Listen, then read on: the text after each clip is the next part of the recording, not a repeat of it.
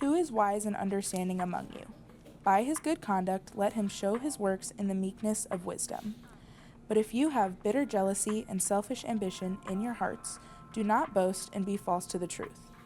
This is not the wisdom that comes down from above, but is earthly, unspiritual, demonic.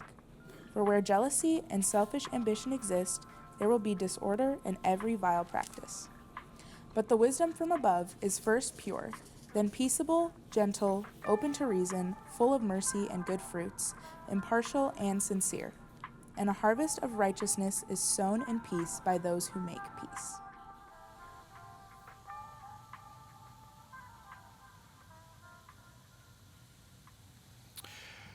All right, Venture, I am about 1 cup of coffee too deep into the pot this morning. I'm wired, I'm ready to go. I'm excited about this message, and I'm super excited about the Easter season. Kyle just mentioned this. We've been talking about faith that works, and this is a tool. We've been talking about tools through this whole series. This is simply a tool. Like the tools in my garage, it does zero good just sitting here on the seats. Please take advantage of this as an opportunity. We've been talking about faith that works. Man, Easter is an opportunity. And I just got back from a funeral. I love where Paul says in the New Testament that we grieve, but not as those who have no hope. Easter is all about hope, the hope that we have. I'm not going to explain the image right now. That's art. We'll unpack that a little bit more. We're going to kick off a 3-week series that starts Easter Sunday morning. And you can invite your friend, your neighbor, your coworker, whoever you're investing in, invite them to come and be a part of what God is doing here that day. And then they can just come back and join us. They'll be in on the ground floor. We kick that off Easter Sunday morning. I'm excited about that series about the relentless shepherd. And I believe in a literal heaven. And I believe in a literal hell. And I want to have faith that works. And I want to see God's heaven as big as it can be. And this is an opportunity for you to bring somebody that you've been investing in. I pray that you take advantage of that. All right, faith that works. If you haven't yet done this, go ahead and open up your James journal. I'm in James chapter 3. We're going to dive in. As you're doing that, I want to ask you this. What voices are you listening to? And I bet you are listening to some voices. Let me ask this question. Where do you go to? What is your go-to spot for, here's the word we're looking at today, wisdom. Wisdom. Who do you go to? Is it Google? I kind of like Google as a tool. Is it your favorite podcast? Is that where you go for wisdom? Is it a best-selling author? Maybe the latest self-help guru. Maybe it's a mentor, somebody that you can call up or text and ask, hey, I'm struggling with this, or I'm wrestling with this, or I've got a big decision. What would you do if you were me? Maybe it's social media. An influencer? I think we're going to discover this morning that those influencers might have more influence over us than we give them credit for. Maybe it's just your own gut. Here's the truth. We're swimming in voices claiming to be wise. Every commercial, every article, every Instagram influencer is trying to sell you an idea of what's wise. But James, the brother of Jesus, is going to challenge us to think differently. Why? Because not all wisdom is created equal. It's just not. And I wonder if we're giving more credence to spaces that really aren't wise. There's a kind of wisdom that looks smart. It feels right. It gets applause, but in the end, it's self-centered. It's short-sighted. And it also might begin with an agenda. I think a lot of times it does. Then, on the other hand, there's another kind of wisdom, one that's grounded in humility. It's rooted in God's truth, and it leads to peace and purpose and transformation. Faith that works doesn't just sound wise, it seeks wisdom from where? From above. Because that's where all true wisdom comes from. We've been talking about the toolbox because as we've been discovering through this series, James thinks in word pictures. He's the king of metaphors. We've explored some of those, the bit in a horse's mouth, the rudder on a ship. By the way, because of those metaphors, we've been grabbing our own metaphor each week. Speaking of the bit in a horse's mouth, how did last week go? How you doing at filtering your words? This is one of those things, it's hard. We have to be careful. We have to lean into this. We have to take that call to action seriously. So I want to say this before I reveal the tool this week to you. All wisdom begins in acknowledging what you don't know. I had a buddy text me just a bit ago who was here first service, and I love this. He said, if you realize that you know less today than you thought you knew yesterday, then you're wiser today than you were yesterday. I kind of like that. All wisdom begins in acknowledging what you don't know. This is counterintuitive. This is a little bit backwards to the way we typically think, I believe, wisdom is. By the way, never trust anybody who claims to have it all figured out. He's probably lying to you. He doesn't know jack. He thinks he does. And he might be an expert on a specific thing, but oh my goodness, when you're listening to somebody who's just spouting knowledge over and over again, they're probably lying to you. They don't have it all figured out. We've got this project. Actually, our whole house right now is a project. I've shared this with you. We bought a new to us 1980 new house. Everything needs remodeled. And so we've been kind of picking off one little project at a time and going after it. And I think, you know how social media listens to you? And then it changes your algorithm? And you get those ads that aren't really ads that pop up? Well, that happened to me last week. I was talking about a shed in our backyard, and I think I was being listened to, and I was kind of grateful for what they gave me. So we've got this shed. The first thought when we first bought the house was we're just going to drag that thing off. It's done. Its usefulness is finished. But then I got to looking at it a little closer. I was like, well, it's pretty well built. It just needs a new roof on it. And so I don't know if that roof is a 5/12 pitch or a 7/12 pitch or an 8/12 pitch. But now I've got a tool that I can lean into to help me rebuild that roof this summer. I was thinking about carpentry. And I was thinking about this idea, all wisdom begins in acknowledging what you don't know. I fancy my ability to swing a hammer. I'm not a pro, but I worked on a hog farm for a long time. I actually worked a summer with one of my uncles. I talked about him last week. I just got back from a funeral. Friday and Saturday, I was at a funeral in northern Missouri, and I enjoyed the opportunity. We were celebrating the life of my uncle. Lived a godly life, just an incredible man of faith. We celebrated his life well, and I had not visited with one of my aunts, and I got to stand and then sit and talk with her at the visitation Friday night. Well, she buried another uncle of mine about a year ago. She's a widow. And to stand and talk with my Aunt Marilyn brought back a flood of memories. I've talked about my Uncle Don before. He's a master carpenter. He passed away last year. Here's a picture of us hanging out together. We picked up my grandpa's tractor a few years ago and snapped those pictures. And he was so kind. He invited me to come and work for him for a summer when I was a young high school student, like freshman in high school.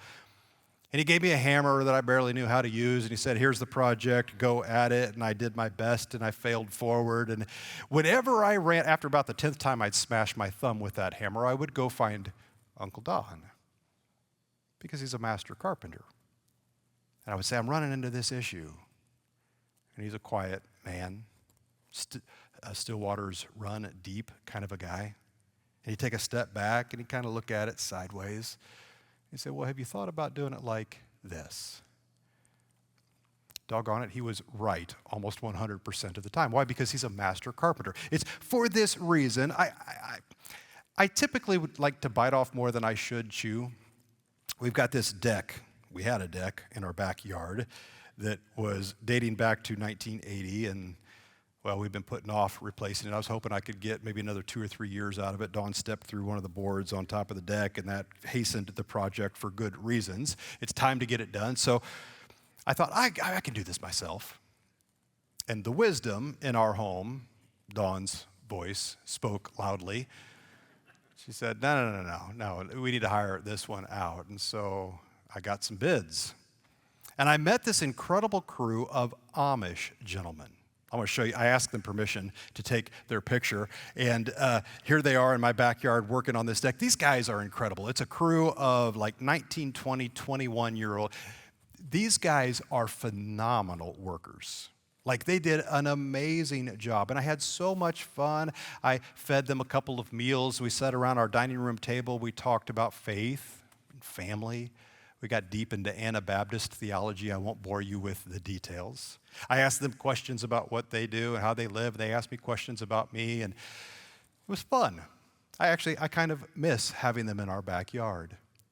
And then I got to watching them. These guys are good. Like, I called my brother when they wrapped up the project, and I said, you know what? They did a better job than I would have done. That took humility for me to say that. I tend to think, listen, I could roll up my sleeves, and I could put a little more energy into it. Maybe rather than being a production build, I'll make it custom and take it up a notch. These guys, oh my goodness, they knew what they're doing. They grabbed efficiencies around every corner. They knew about products I didn't even know about. What did I say? All wisdom begins at acknowledging what you don't know. Like this, I don't know if you know what this is. Let me show you. In the pantheon of screws, it fits right here. It's a new product I didn't know about. It's called an RSS, rugged structural screw. It replaces a lag screw. It replaces the bolts that you had to bolt stuff through. I knew about those. I had done that before. I had never spent time with. These are amazing. They knew about this. I watched them doing their thing. I watched them go the extra mile, and I thought they did a better job than I would have done. They thought of things that I would never have. They were current on design strategies and new products. Hey, do you not know how to build something? Could I invite you? You should ask the master carpenter. Don't know how to do life? Well, have you asked your designer? Have you asked the person who made you, that knit you together in your mother's womb? Ask the master carpenter. This is wisdom. We ought to take just a second and talk about the difference between knowledge and wisdom. I think we tend to confuse those two things. In my opinion, you could define wisdom as knowledge applied from life experience, and maybe better yet, time that I have spent on my knees asking God for true wisdom. True wisdom doesn't start in my gut. It doesn't start with a social media influencer. True wisdom comes from above. The title of this message is God's Wisdom versus the world's wisdom. We ought to put this wisdom in quotes because it's not really wisdom. This is true wisdom. The text we're looking at is James chapter 3, beginning with verse 13. If you haven't opened your James journal, go there. The big idea I want you to walk away with today is this. There's a difference between wisdom from above and wisdom from the world, but I think we don't give credence to those differences enough. The key takeaway, what I want you to walk away with is this, that faith that works seeks wisdom from God, not from culture. But I wonder, are we mistaking those sometimes?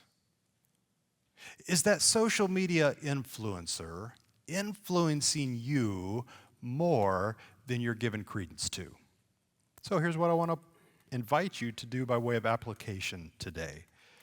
Ask God, Ask God for wisdom because he invites you to in one specific area in your life that you're facing this week. So I would trust that while you're thinking about that, even while I'm talking, while we read the text together, that the Holy Spirit nudges you and there's something that you're facing this week you're going to be reminded of. I need your wisdom. I need the wisdom from above. I would encourage you, just jot it down. Write it down. We'll give you an application step for that later. So let's dive in. Let's see what James has to say on how to master carpentry. By the way, master carpentry, this could be a noun phrase or a verb phrase. We're called to master carpentry with the master carpenter. Wisdom is proved by your life, not your IQ. We're grabbing this principle straight out of the text. Wisdom is proved by your life. What did James talk about last week? The fruit that's evidenced, faith that works. It's not so much your IQ. Remember, we confuse knowledge and wisdom. Look at verse 13. Who is wise and understanding among you? By his good conduct, let him show his works. Faith that works. In the meekness of wisdom. I like that word, meekness. By the way, meek does not mean weak. I'm excited about Mother's Day this year and Father's Day. We're going to hyper-focus on mamas on Mother's Day and fathers on Father's Day. It's been a while since we've done that around here. We've got some fun stuff planned. Don't miss those days. Father's Day, we'll have just launched a series through the Beatitudes. That's going to be our summer series. And one of them is Blessed are the meek. Meek does not mean weak. Don't miss Father's Day. We're going to explore that there. I like the NIV's translation. We're looking at the ESV there, but can I show you the NIV's translation of that same text? Who's wise and understanding among you? Let them show it by their good life, by deeds done. Ooh, here's the word, humility. In humility that comes from wisdom. There's a link here between wisdom and humility. James is asking, who is the real expert here? Who? And the answer isn't found in what you say, it's found rather in how you live. The model is Jesus. James, little brother, spent his childhood, I'm sure, watching, listening, learning. I can't help but think of the Christ hymn. Remember last year we studied through the book of Philippians together? We were chasing joy. And there's this beautiful text in Philippians chapter 2. It sets up a song that the early church sang in the first century. We know it as the Christ hymn. But it begins with these beautiful words. Grab this picture of humility. Do nothing out of selfish ambition or vain conceit. Rather, in humility, value others above yourselves, not looking to your own interests, but also to the interests of others. In your relationships with one another, have the same mindset as Christ Jesus. That is profound. We're talking about God. The text goes on to say, he humbled himself and became obedient even to death on a cross. Jesus humbled himself to God the Father, was obedient to death on a cross. I can spend my whole life striving and never accomplish that verse. Why? Because I'm not Jesus. Why? Because true wisdom is not about having the right answers. It's about having the right attitude. And there's something, if I want more wisdom in my life, I need to lean maybe more into my attitude, not my knowledge. Jesus speaks, Jesus lives, Jesus models humility. James, kid brother, is listening and he's observing. And here in the book we're reading from James, he's connecting wisdom to humility. It's unexpected, isn't it? Because I think we oftentimes think of wisdom with a measure of confidence, with certainty, maybe even a little bit of swagger. Again, picture your favorite social media influencer. But James says, if it's really God's wisdom, it's going to come out in your character, not just your conversations. You ever met a dumb, smart person? Boy, that sounded awfully blunt. But you know what I'm talking about, right? Somebody who's good at test taking. Maybe they got good grades in school, but they're not great at the fundamentals of life. We call it common sense. You've probably met somebody with a PhD who lacked common sense. Let me take it up a notch since we're in church, since we're talking about the things of God. Have you ever met somebody who can quote the Bible chapter and verse but couldn't love their neighbor? James would say, that ain't wisdom. Don't call that wise. It's not wisdom. True wisdom shows up in how you treat people, how you respond under pressure, how you make decisions when you think nobody is watching. Jesus says, by their fruit you will know them. We talked about fruit last week. James talked about fruit. He's quoting his brother, the master carpenter, the master teacher in the Sermon on the Mount at the conclusion, at the end of the Sermon on the Mount. Look at Matthew chapter 7, or actually it's smack dab right in the middle, 5, 6, 7. Anyway, watch out for false prophets. Think about your social media influencer. They come to you in sheep's clothing, but inwardly they are ferocious wolves. By their fruit you will recognize them. Do people pick grapes from thorn bushes or figs from thistles? Of course not. Likewise, every good tree bears good fruit, but a bad tree bears bad fruit. A good tree cannot bear bad fruit, and a bad tree cannot bear good fruit. Every tree that does not bear good fruit, this one scares me, is cut down and thrown into the fire. The stakes are high here, aren't they? Thus, by their fruit, you will recognize them. Let me ask you this question. Does your life reflect wisdom in action or just knowledge in theory? Can you quote the Bible chapter and verse, but you don't really love your neighbor? That verse about bad trees and bad fruit being thrown into the fire, that one gives me pause. How about you? I struggle with that question. I was struggling with that even yesterday. Could I just be transparent and share with you a moment? We're at the funeral, and typically at a funeral, I'm the one or maybe one of the ones that are talking. And I wasn't at this one. One of my brothers, I have two brothers, my youngest brother did a phenomenal job of eulogizing my uncle. I mean, he brought tears to my eyes. He spoke so well. He's not a public speaker by trade. His other two brothers are, and he referenced that while he was talking, and I think it had given him some pause. He did an incredible job. They had shared with us on the front end that this was an open mic moment. You ever been to a funeral with an open mic? That could get a little scary, right? One of my other cousins got up and spoke. She hadn't planned to, brought a tear to my eye. Another couple in the crowd got up and spoke, and that brought a tear to my eye.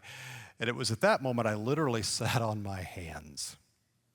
And I thought, you know what? I spend too much time talking.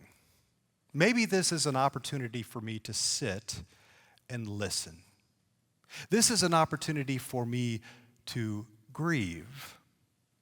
I spend too much time in the spotlight. I have something to say. I'm thinking of verses that are coming to my mind. I'm thinking of stories I could tell from his life. It wasn't my time to talk.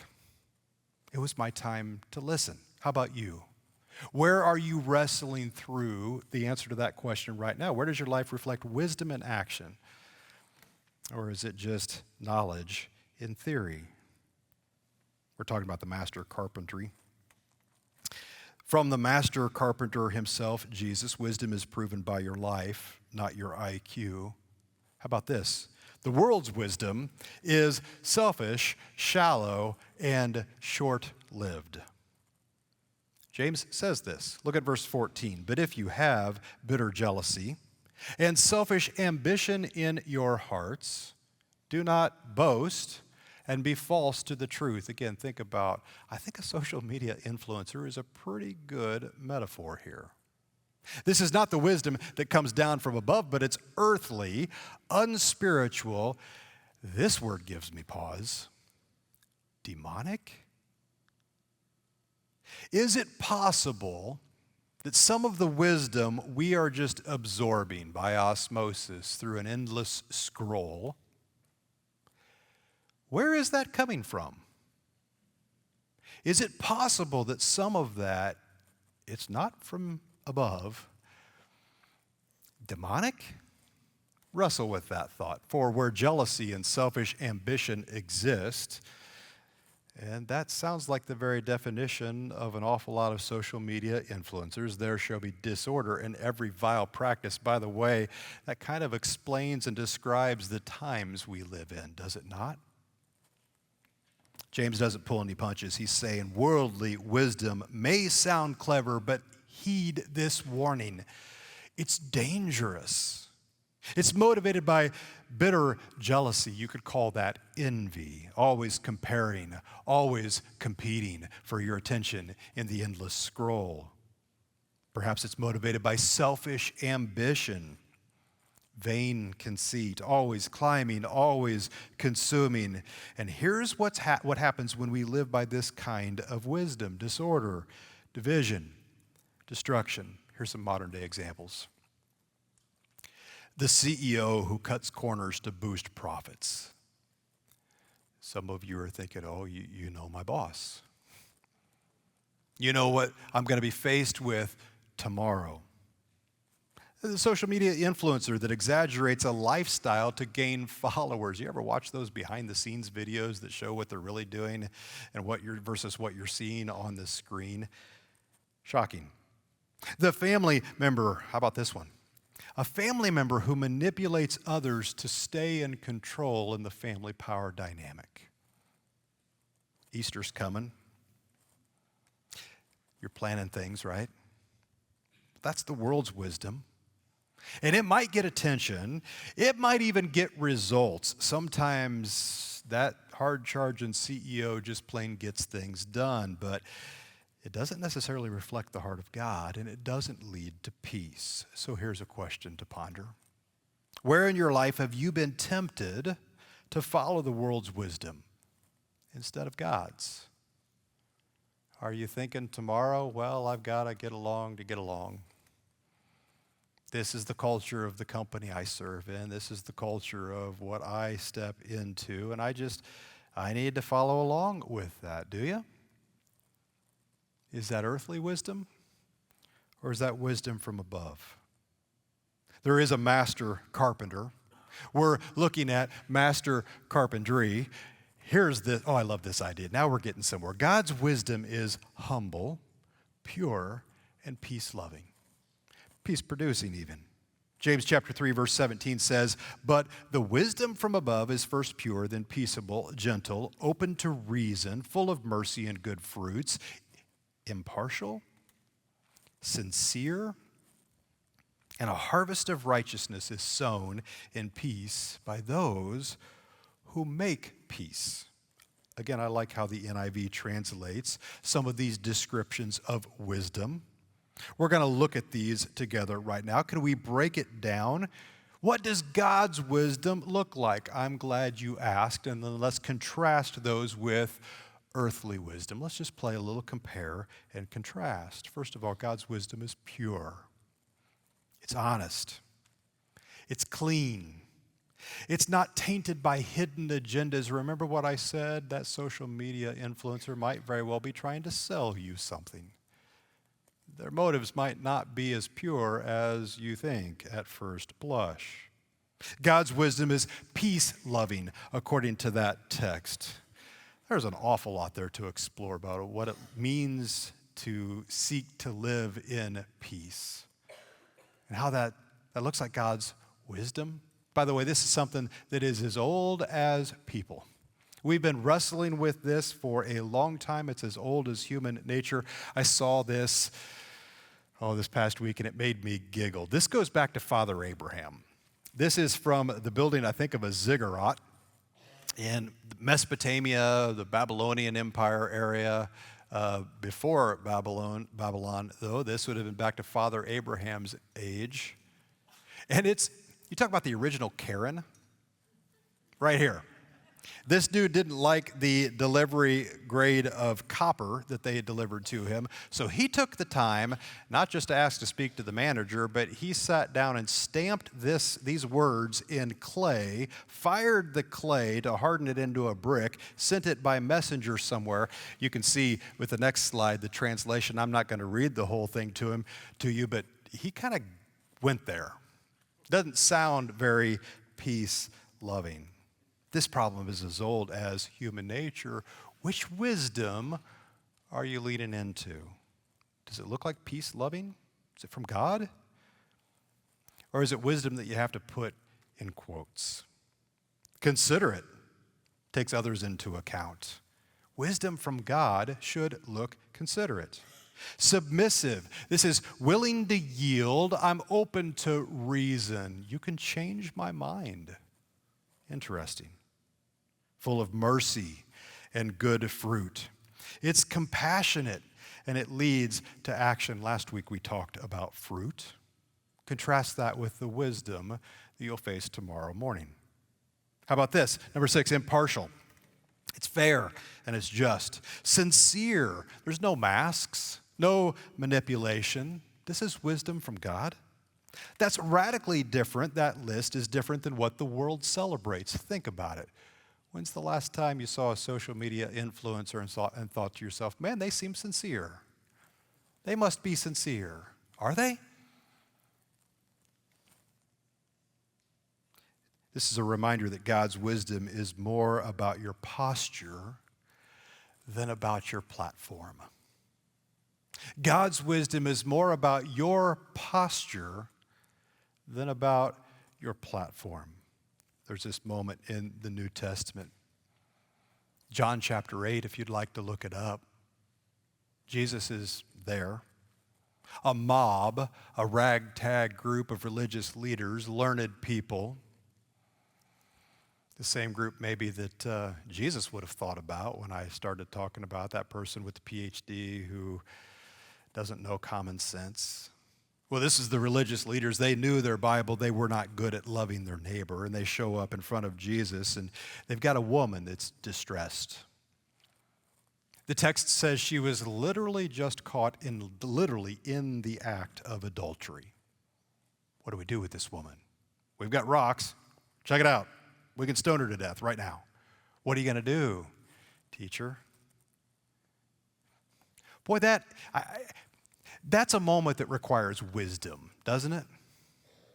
I don't know what pressure you're going to face at work tomorrow, but that's a moment that requires some wisdom. Jesus kneels down and he starts drawing in the dust.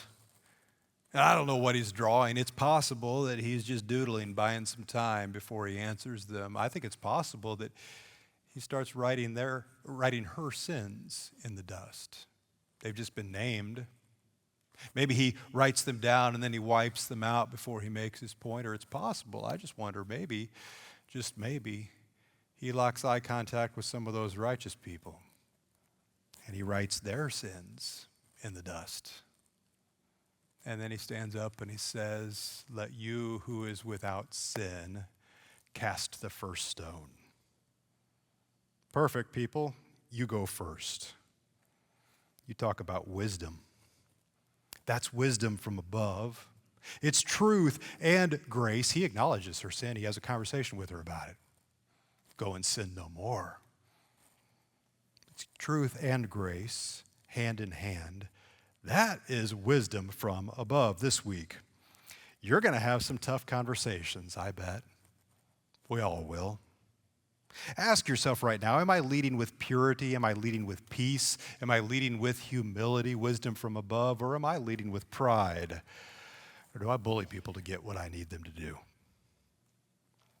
Master carpentry with the master carpenter. Look at this one. Wisdom is a path, not a personality.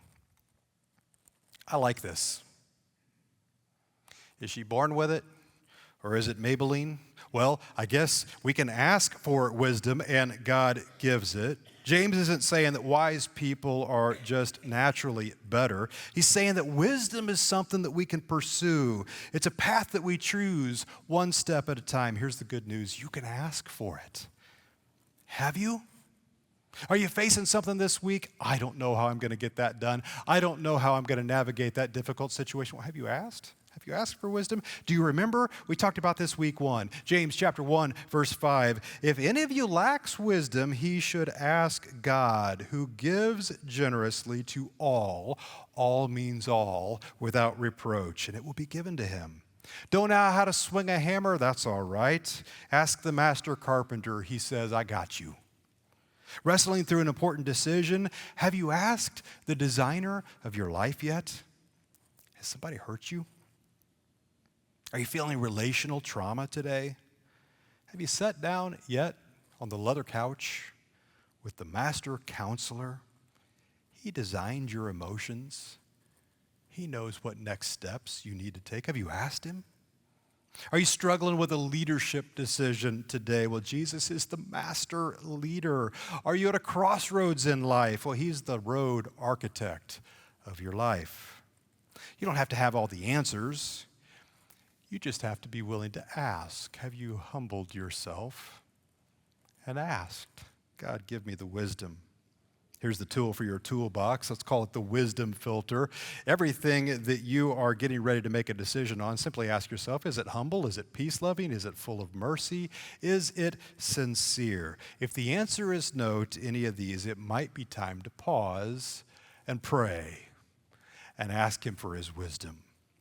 We're talking about a master carpenter, Jesus himself. And we're trying to master carpentry skills ourselves. Wisdom is a path, not a personality. Last but not least, faith that works seeks God's wisdom daily. And I would invite you to do that. Oh, now. How do we live this out? Can we get real practical?